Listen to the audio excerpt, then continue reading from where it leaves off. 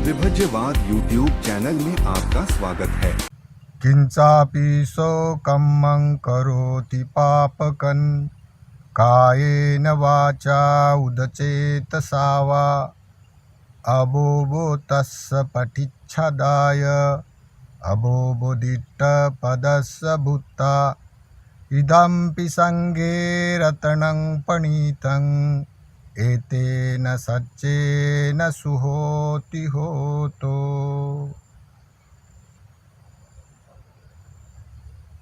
वैशाली के आपत्तिजनक प्रसंग में तथागत ने अपने मुख से उदान प्रकट करते हुए बुद्ध धम्म संघ की प्रशंसा किया है।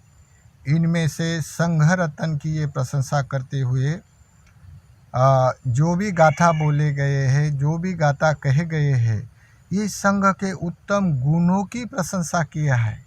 इस प्रशंसा से सभी की आपत्ति विपत्ति उपशमन हो जाए, शांत हो जाए, सभी दुख भय रोग से विमुक्त हो जाए। इसीलिए बुद्ध धम्म संघ की गौरव किया है, बुद्ध धम्म संघ की स्तुति किया है, ऐसा रतन सूत्र में मालूम होता है।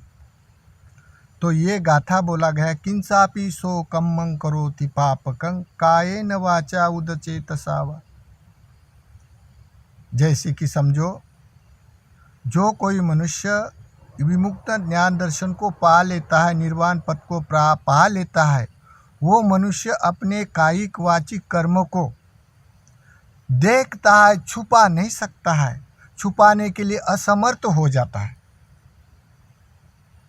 तो उदचेतसावा, उदचेतसावा कैसा? जैसे कि समझो कोई जो मनुष्य कर्म करता है तो उसके ठोस कर्म विपाक देने वाले हो जाता है, तो उसका गुरु कर्म हो जाता है। जैसे कि समझो कोई पत्थर पे रेशा ऐसी उसको काट के बनाया, पत्थर पर रेश बनाया ऐसा, तो पत्थर की रेश मिटना कितना कठिन हो जाता है।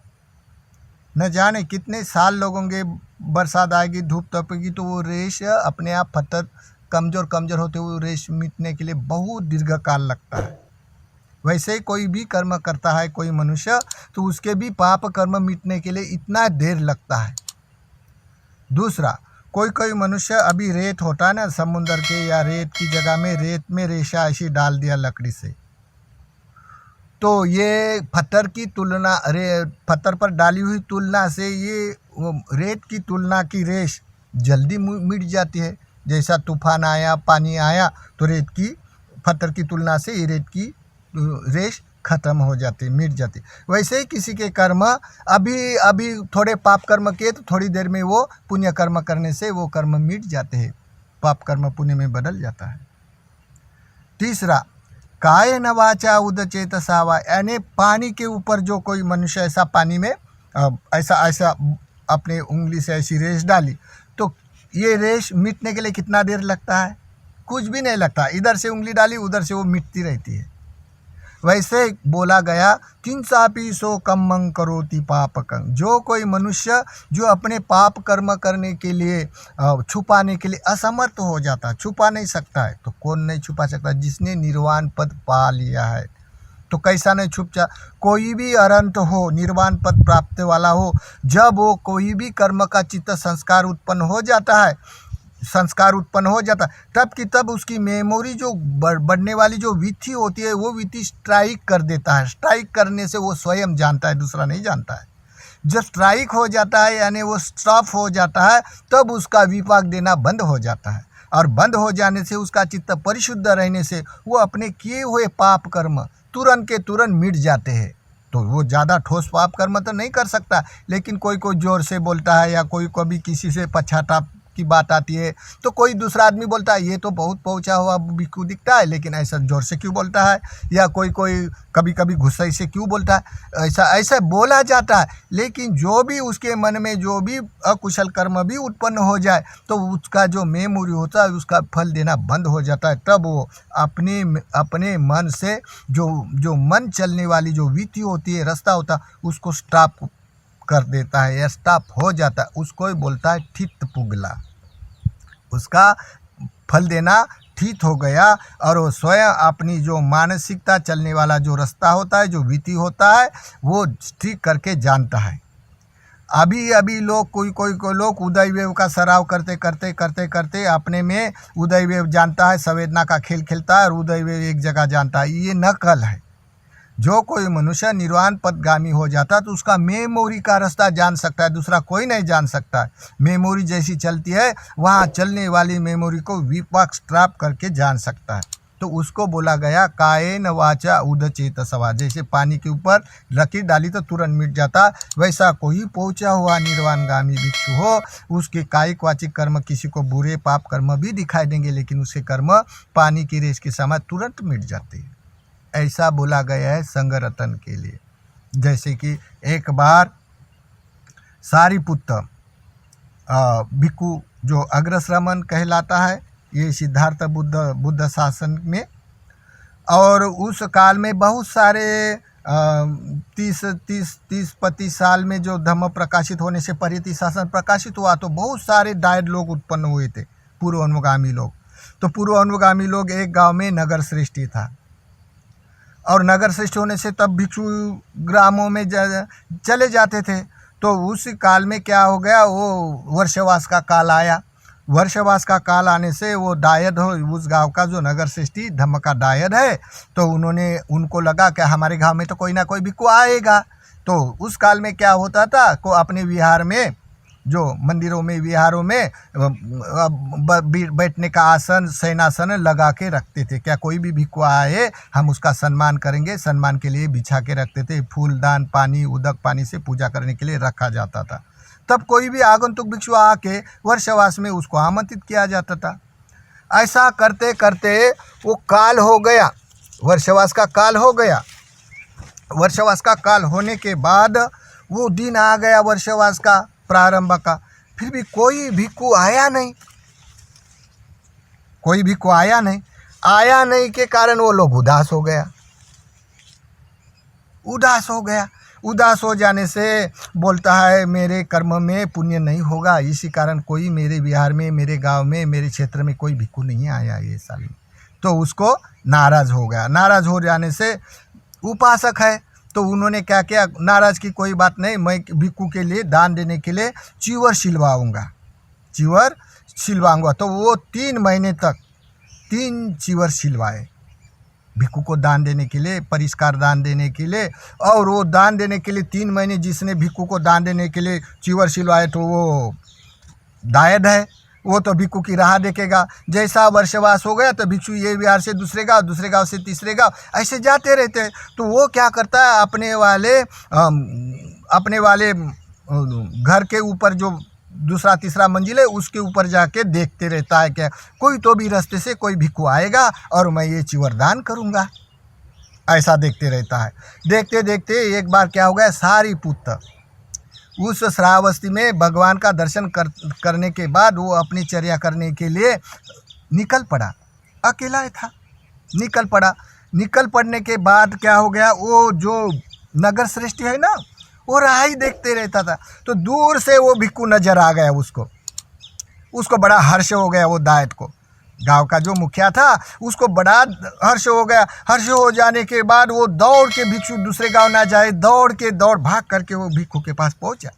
पहुंचने के बाद उसने त्रिवार वंदन करते हुए बोलते हैं, भगवान भंते मैं आमंत्रित करता हूँ, मुझे दान करना है, मेरा वर्षवास का दान का अनुमोदन करे और मेरे गांव में विहार करे आप लोग। मैं आपका वाला शयनासन और विहार करने की व्यवस्था करता हूँ, भंते मेरे ऊपर अनुकंपा करते हैं। ऐसे उसने आमंत्रित किया।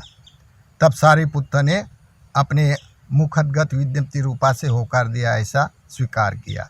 स्वीकार करने के बाद उस झट से उसने अपने पेड़ के तले, उसके गांव में विहार था, बाहर गांव में भिक्षु लोग विहार करते थे, तो उन्होंने आम्रवन में उसकी वाले शयनासन की, दवा पानी की, रात के ग्लैन पचय की सभी व्यवस्था कर दिया।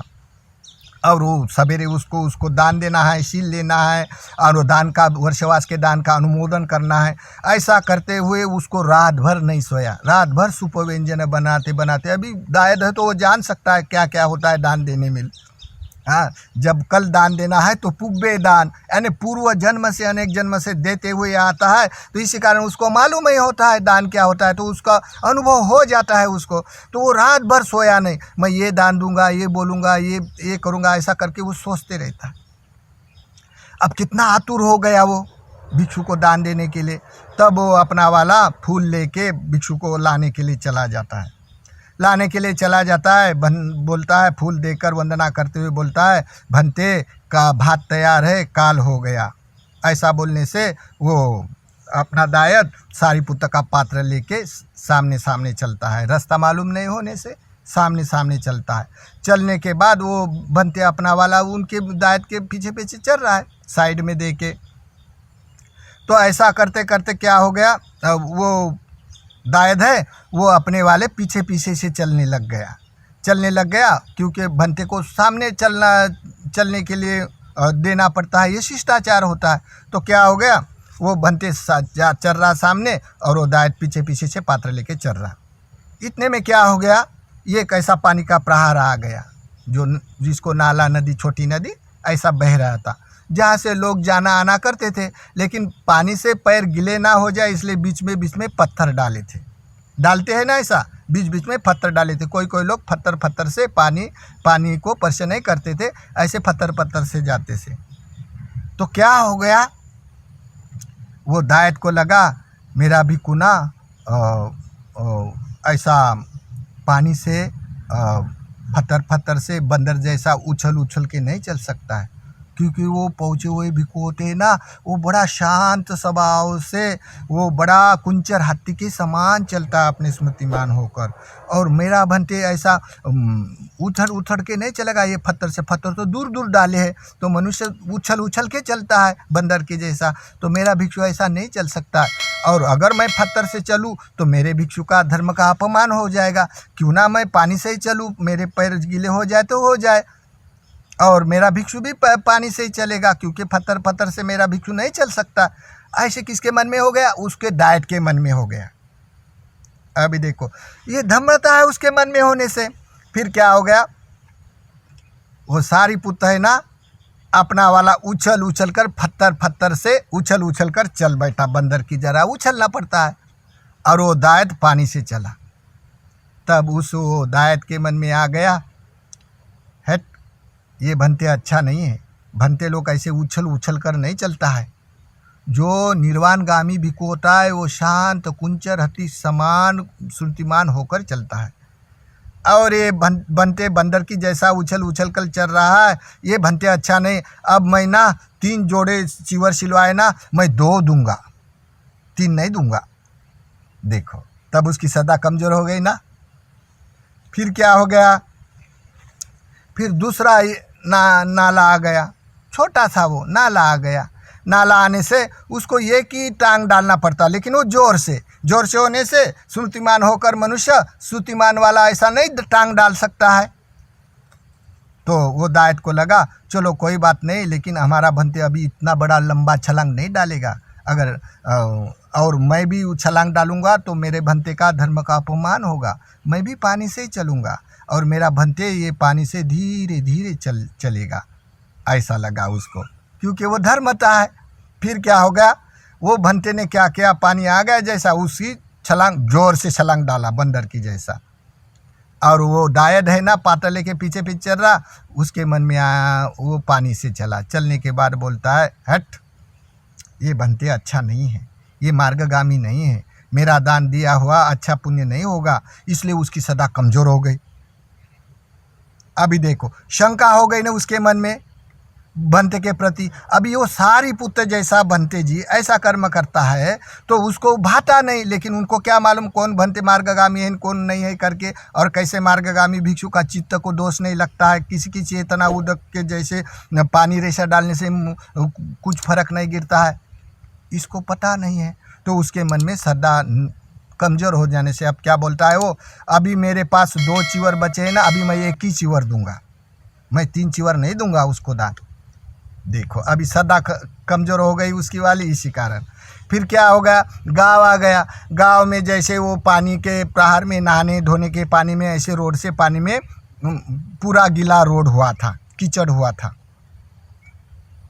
तब दायद ने कुछ नहीं कहा। तब सारीपुत्र ने अपना चीवर बाइक कंप्लीट करके धीरे धीरे चलने लगा, कुंचर हत्ती के समान श्रुतिमान होकर चलने लग गया। अभी देखो, वो दायद पीछे से देख रहा है। मेरे गांव के लोग मेरे भिक्षु को देखेगा तो लोग कैसे जानेंगे कि ये भिक्षु को बंदर जैसा चलता है, ये भिक्षु नहीं होता है। और जो भिक्षु शांत स्वभाव से चलता है तो उसके प्रति बहुत से लोग श्रद्धा करता है, ऐसा उनको लगा। तब वो सारीपुत्र, वो जो रास्ते में जो पानी बहा था, वो पानी से अपने स्मृतिमान होकर चीवर हो अपना कंप्लीट करके परिमंडल करके अपने स्मृति में चल रहा, कुंचर हत्ती के समान। तब वो दायद के मन में आ गया, अरे मैं जैसा समझता हूँ ऐसा मेरा भिक्षु चलना चाहे, वैसा ही ठीक चल रही मेरा बनते। और कितना पहले तो उछल उछल के चलता था, लेकिन अब गाँव आने से देखो कैसा कुंचर हत्ती के समान चलता था। उसकी श्रद्धा बढ़ गई। बढ़ जाने से तब का तभी उसको रह नहीं गया। रह नहीं जाने से वो सामने आके हाथ जोड़ता है, बोलता है, भंते अब तो आप ठीक ठीक कुंचर हत्ती के समान स्मृतिमान होकर चल रहा है। न जाने कितने लोगों की श्रद्धा हो सकती है, लेकिन आपने पहले मेरी श्रद्धा को तोड़ दिया है। आप लोग वो बंदर की तरह उछल उछल कर क्यों चले, और आप क्यों तुम शांत स्वभाव से चलते हो, क्या कारण है तो है। तब भंते बोलता है, बाबा एक चीवर बच गया ना, अगर मैं बंदर की तरह चलूँ तो वो भी चीवर मुझे दान नहीं देगा, इसी कारण मैं शांत स्वभाव से चल रहा हूँ। देखो तब क्या हो गया, वो जो दायद है वो बोलता है, देखो मेरी मन की बात वही भंते जानता है, ये कितना पहुँचा हुआ भंते, उसकी श्रद्धा अप्रमाण हो गई। वो भंते के प्रति अप्रमाण श्रद्धा हो गई। श्रद्धा हो जाने से उसके आँख में आंसू आ गए, प्रीति सुख से वो चतुर्थ ध्यान तक पहुँच गया। लोग बोलता है ध्यान ध्यान क्या होता है, ध्यान कर्म का विपाक है।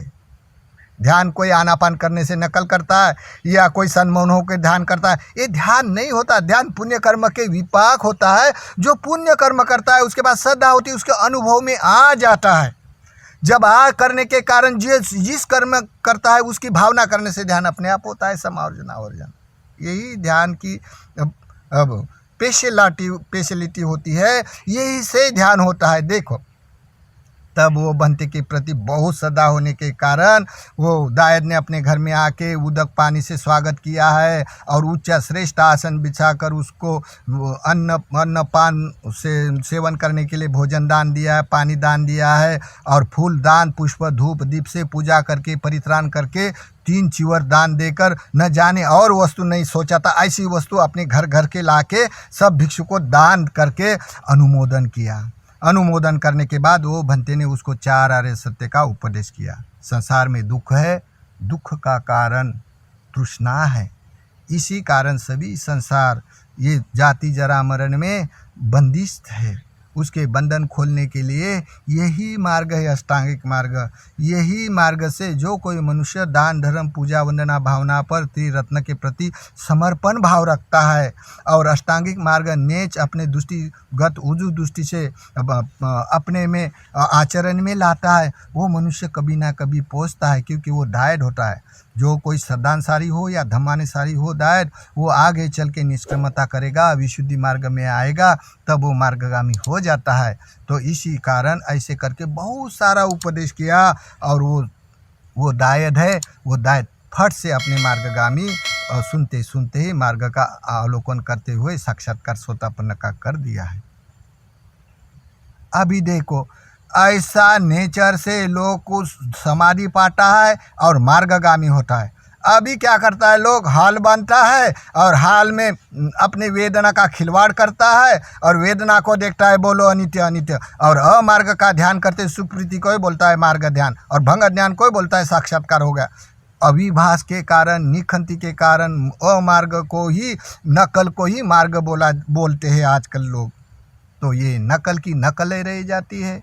नकल कोई फलगामी नहीं होती है। बिना त्याग से, बिना पुण्य से, बिना दृष्टि से कोई मार्गगामी नहीं हो सकता है। नकल जब कोई धम्म प्रवक्ता चला जाता है, नकल के नकल ऊपर कोई भी संप्रदाय में ऐसी बढ़ती रहती है, वैसे ही लोकोत्तर धम्म में बढ़ी जाती है। तो इसी कारण जो कोई लोग धम्म का दायद है, चाहे भिक्खु हो चाहे उपासक हो, धम्म का दायद उसी नकल को ठीक से जानता है। लेकिन कौन जानेगा? जिसका अष्टांगिक मार्ग है, 3 रत्नों के प्रति समर्पण है और अन्य जन्म से उसका अपदान है, मार्ग अनुगामी है, वो मनुष्य जान सकेगा। जिसके पास कुछ नहीं, वो कैसा भी शुद्धि मार्ग जानेगा, कैसा भी पसना जानेगा, कैसा बुलबुलिया मार्ग जानेगा? जान ही नहीं सकता है। तो संसार में ऐसा होता है। इसी कारण भगवान ने जहाँ प्रशंसा किया संग की, जैसे कि समझ किंसापि सो कम करोति पापकं कायेन वाचा उदते ससावा अबोबो सतस्स पठिच्छदाय अबोबो दिट्ट पदस्स बुत्ता।